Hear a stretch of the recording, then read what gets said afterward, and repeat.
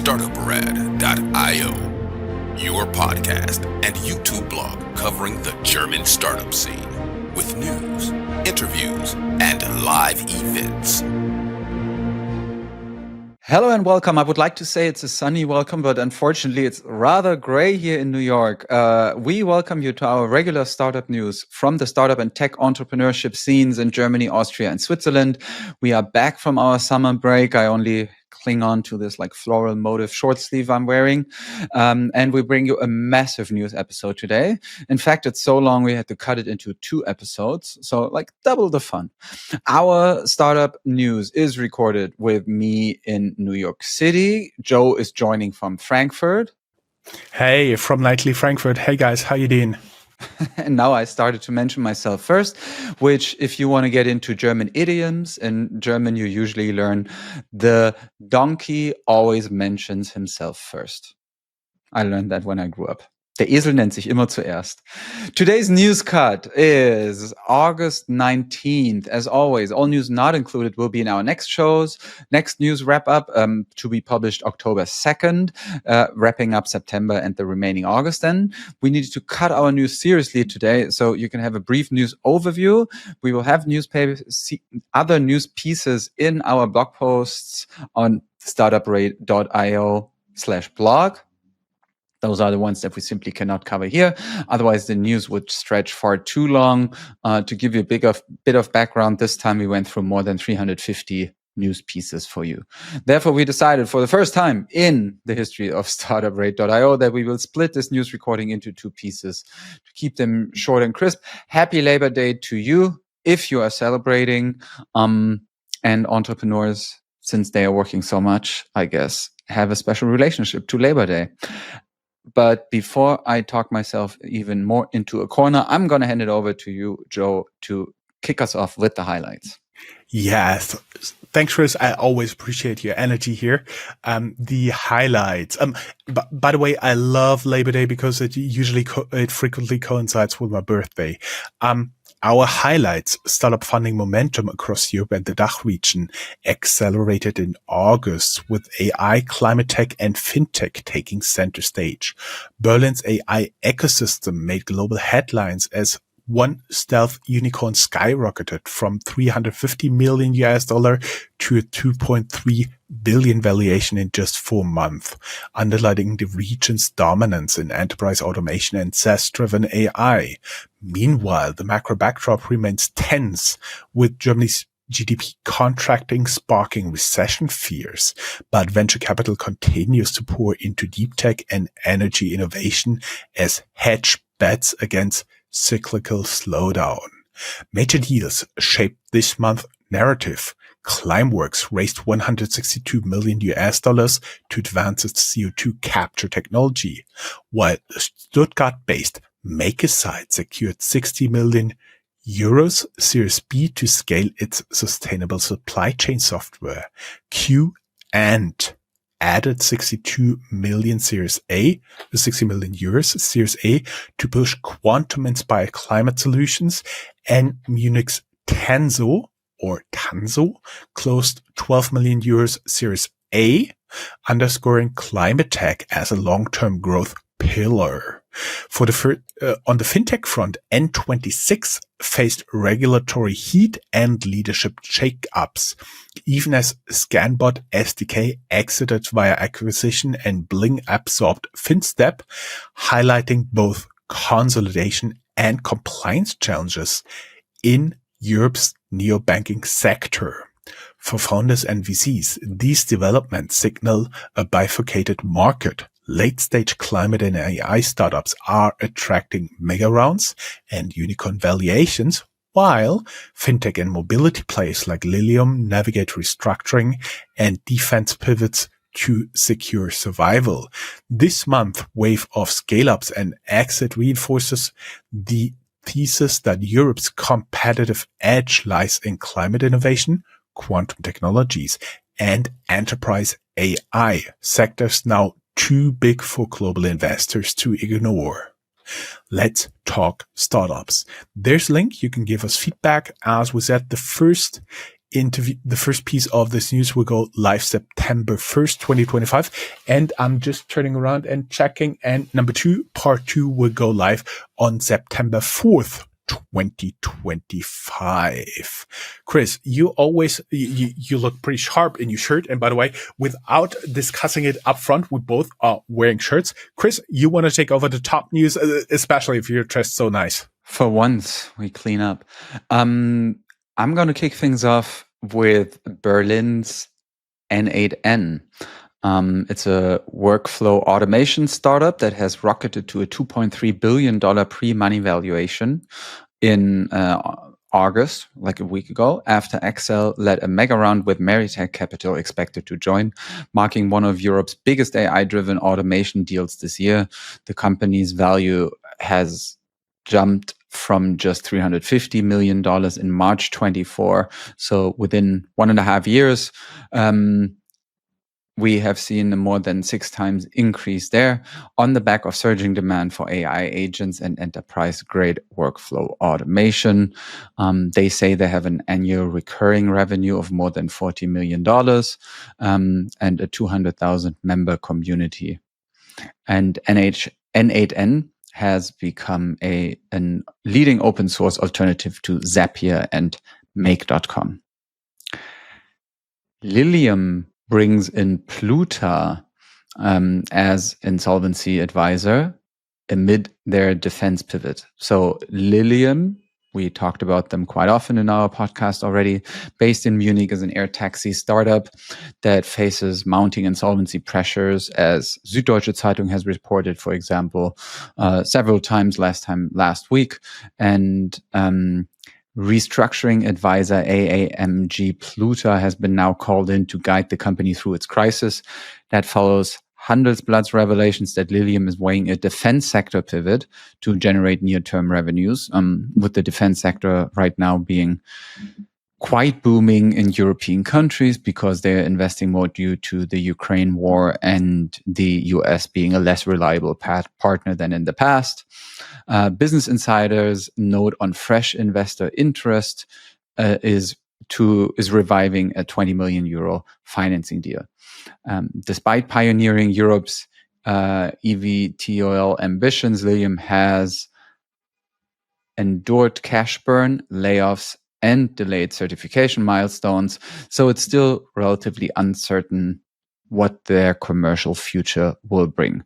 And now thinking about dual use applications in defense and emergency services, Lilium is pivoting, kind of hedging the risk, and they are joining a wider European trend of aerospace startups turning to government-based contracts to bridge long funding cycles. N26, another company we've been talking about a lot here, a neobank based in Berlin, is facing a severe governance crisis since probably the most severe one since its founding, as their co-founder and CEO Valentin Stalf stepped down a couple of days ago, August 15th, earlier than planned. Reported, for example, by Golem and FAZ. The exit follows BaFin's special audit, BaFin being the regulatory committee institution in Financial supervisor. Germany. Financial supervisor. So they audited N26 and revealed serious deficiencies, gravierende Mängel in fraud prevention and compliance, raising investor impatience and regulatory pressure. The move also coincides with leadership reshuffles, including a new chief risk officer from Santander, replacing N26 outgoing CRO. And together, these developments mark a deep structural shakeup at a company where we've had a lot of shakeups. I mean, we have been talking about them quite often now, and watching them from being a company where a lot of people were expecting great things from to something that right now feels as if every month we come up with a new talk about, okay, this is their next issue. And the sad thing is that, for example, companies like a Revolut show that the neobank model can work. So it's at least right now is not working out as it could be. Mm-hmm. Moving on to Switzerland, where we see the clean tech scale-up OrangeBet having secured a landmark 825 million euros allocation from the European Hydrogen Bank, according to MoneyCap. The funding will be used to expand industrial-scale hydrogen production and infrastructure projects across Europe. So OrangeBet is going to become one of the largest single hydrogen allocations tied to a DACH-based company. OrangeBet's win underscores Brussels' determination to accelerate green hydrogen commercialization as part of the EU's decarbonization strategy, and it also positions the Swiss player alongside other continental leaders such as Sunfire from Germany or H2 Mobility. OrangeBet is targeting both industrial energy users and cross-border hydrogen corridors and aims to become a central enabler of Europe's clean tech transitions. And that's it with the really big top news section. And that leaves us with our first little ad break.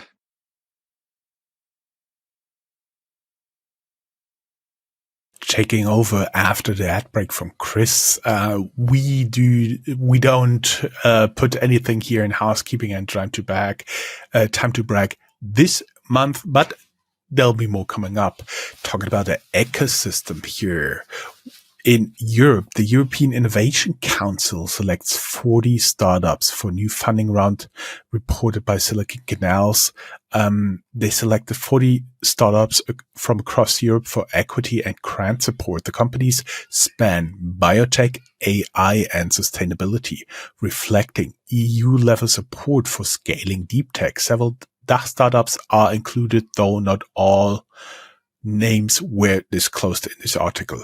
Two companies, Quant, QWANT, and Ecosia launch Stan, STAAN, Europe's independent search index. TechCrunch reported that French search engine Quant and German eco search provider Ecosia jointly launched Stan, a European search index designed as a privacy-first alternative to Google. They aim to enhance Europe's digital sovereignty and lay the groundwork for AI-native retrieval systems. The launch could reshape the European search and ad tech market. The talk going to Germany here. The IFO Business Climate Index edges higher in July 2025. On July 25th, 2025, the IFO Institute in Munich reported a modest increase in its closely watched Business Climate Index, reflecting cautious optimism in the German economy. Sentiment improved in industry and services, but remained weak in construction and retail. In other news, Dresden tops Sum Up 2025 cost ranking for founders. Leipzig and Bremen follow. Sum Up's analysis of 71 German cities ranked Dresden number 1 for cost-efficient funding, citing low retail rents, utilities, and competitive effective corporate tax. Leipzig placed second, Bremen third, while Munich ranked last among the top 20 due to high rents and utilities, but apparently you could still work as a high-rent startup hub. The study weights median wages, unemployment, rents, utilities, and effective corporate tax, signaling cost advantages in East German hubs for early-stage teams. KfW, Gründungsmonitor 2025, meaning the founding monitor 2025, reports stable startup activity despite economic headwinds. Munich Startup summarized the KfW Gründungsmonitor 2025, showing that the number of new businesses in Germany remains robust. Early stage activity is supported by resilience in tech and digital sectors, even as macroeconomic uncertainty weighs on financing. Policymakers are watching indicators closely to refine support schemes. German GDP dips again. Technical recession looms in Q2 2025. Tagesschau, it's like the main news source in Germany, right? everybody watches Tagesschau 8 That's the p.m. here in law. Germany. It's Yep. the law. You have to It's watch a law. that. Yeah. They reported that Germany's economy shrank by 0.2% in Q2 after flat Q1, meeting the definition of a technical recession. Exports and industrial output weakened while private consumption stagnated despite easing inflation. The downturn adds pressure to fiscal debates and heightens importance of startup innovation-driven growth narratives in the DACH region. Berlin to set new financial rails for defense startups to speed procurement and scale. Handelsblatt reported the federal government will establish funding procurement Weichen, meaning rails, to help defense tech startups commercialize faster. Aligns with dual use momentum and NATO related demand. Dual use, didn't we just have something with Lilium like that? No new budget timelines versus our priority entry. Germany clears the path for remote operated driving pilots, opening the door for teleoperation startups. German authorities signaled the go-ahead for remote-controlled driving pilots, establishing the framework for teleoperation in logistics and mobility. The policy shift could benefit companies building tele-driving stacks, remote ops centers, and safety cases align with EU rules. The article does not name specific startups. And Chris, you know what's very interesting? We actually talked about it. I talked with a lawyer about it. Inside Germany's autonomous driving law in 2021, because this was already within the frame of a law. So we have been quite ahead of the curve here. But Chris, you looks pretty Bavarian. You want to take over Bavaria here. It's a unique thing that they are highlighted here. I mean, you're dressed in white and blue too. But yeah, I mean, autonomous driving, this is also a story that has been with us forever. And we've been promised that we are so close to finally actually making it work. Waymo apparently works pretty well on the US West Coast. But so far, I mean, I'm sure if you went back in the archives that you would be able to find assumptions, promises that would have said, okay, in 2025, there will be autonomous driving everywhere. And not much has happened. Yep. But we've already discussed it in 2021. So there will be one person ahead of a lot of screens. And if any autonomous driving vehicle gets into trouble, a human driver from a center takes over. That was basically the idea we discussed in 2021, and now it seems to become reality, at least in parts. Mm-hmm. There also was a huge report in Guardian based on reporting, I think, even for Handelsblatt from Germany, about how nonchalant Tesla actually deals with really deadly crashes and the car taking over when the drivers don't really want it. And then actually a lot of times the people who are who are the survivors of the dead people never get answers for what actually happened in the car and why the crash happened, why it accelerated. It was a really disturbing read. Anyway, Bavaria, we established it already, white and blue, state in the German South, passes a landmark resolution to unlock foundation capital for startups and VC funds. The Bavarian parliament approved a pro-startup resolution to invest in startups and VC funds, a little policy tweak that aims at attracting more endowment capital into DACH venture markets. Austria, to the south of Bavaria and to the south of Germany, there we see what they call a Gründerwelle, a founder's wave, meaning there's a clear uptick in new company formations in Austria.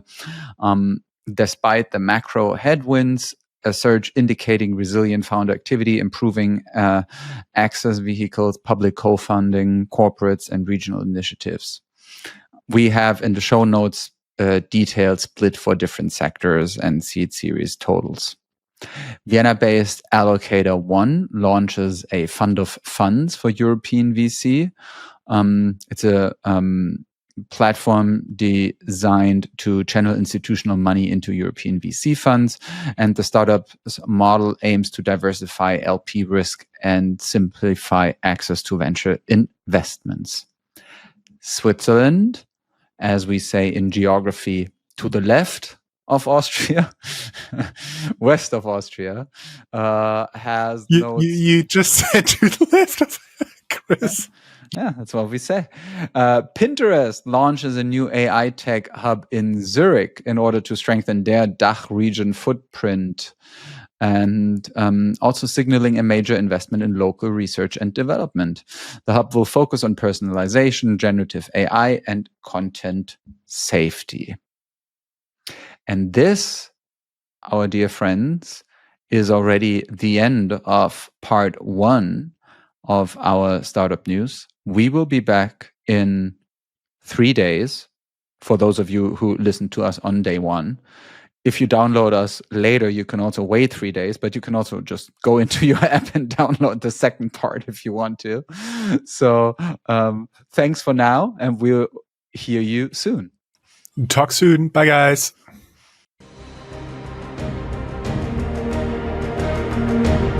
That's all, folks. Find more news, streams, events, and interviews at www.startuprad.io. Remember, sharing is caring.